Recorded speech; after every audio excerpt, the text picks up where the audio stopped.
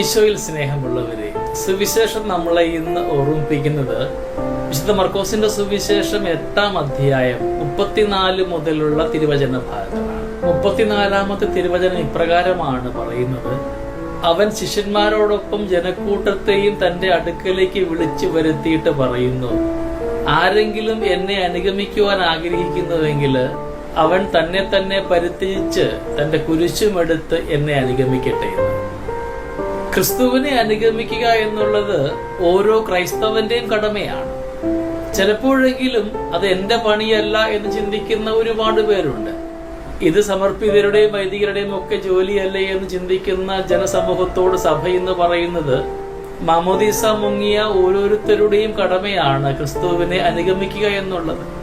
നാം ഒക്കെ ആ കടമയിൽ നിന്ന് മാറി നിൽക്കുമ്പോൾ, നമ്മുടെ കടമയെ നാം നിസ്സാരവൽക്കരിക്കുമ്പോൾ, അറിഞ്ഞോ അറിയാതെയോ നാം ഓരോരുത്തരും ദൈവിക പദ്ധതിയെ അവഗണിക്കുകയാണ് ചെയ്യുന്നത്. ക്രിസ്താനുകരണം നിർദ്ദേശിക്കുന്ന ചില ചട്ടങ്ങളും ത്യാഗങ്ങളും ഒക്കെ സഹിക്കുവാനായിട്ട് മനസ്സില്ലാത്തത് കൊണ്ടല്ലേ ഇത് നമ്മുടെ പണിയല്ല എന്ന് പറഞ്ഞ് പലപ്പോഴും നാം ഒക്കെ മാറുക. ക്രിസ്തുവിന്റെ അടുത്തേക്ക് വരുന്നവർക്ക് മാത്രമാണ് അവനെ അനുഗമിക്കുവാനായിട്ട് കൃപയുണ്ടാവുന്നത്.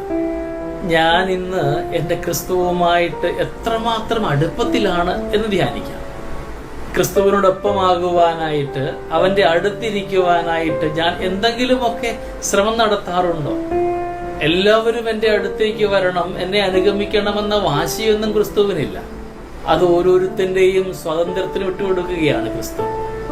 നമ്മുടെ വ്യക്തിത്വങ്ങളെ അവിടുന്ന് മാനിക്കുന്നുണ്ട്. പക്ഷെ ചിലപ്പോഴൊക്കെ നമ്മുടെ ഈ സ്വാതന്ത്ര്യം നമുക്ക് വിനയായിട്ട് മാറുന്നുണ്ട്. സ്നേഹമുള്ളവരെ, സ്വയരക്ഷയ്ക്ക് വേണ്ടി ജീവിക്കുന്നവരായി മാറാതെ ക്രിസ്തുവിന് വേണ്ടി ജീവിക്കുന്നവരാകുവാൻ വചനം ഓർമ്മിപ്പിക്കുകയാണ്. ഒരുവൻ ലോകം മുഴുവൻ നേടിയാലും സ്വന്തം ആത്മാവ് നഷ്ടമാക്കിയാൽ അവൻ എന്താണ് പ്രയോജനം? നമ്മുടെ ജീവിത മേഖലയിലൊക്കെ ക്രിസ്തുവിനോടൊപ്പമാകുവാനും അവന്റെ അടുത്തിരിക്കുവാനും അവനെ അനുഗമിക്കുവാനുമുള്ള കൃപാവരങ്ങൾക്ക് വേണ്ടി പ്രാർത്ഥിക്കാം. ദൈവം നമ്മളെല്ലാവരെയും സമൃദ്ധമായി അനുഗ്രഹിക്കട്ടെ.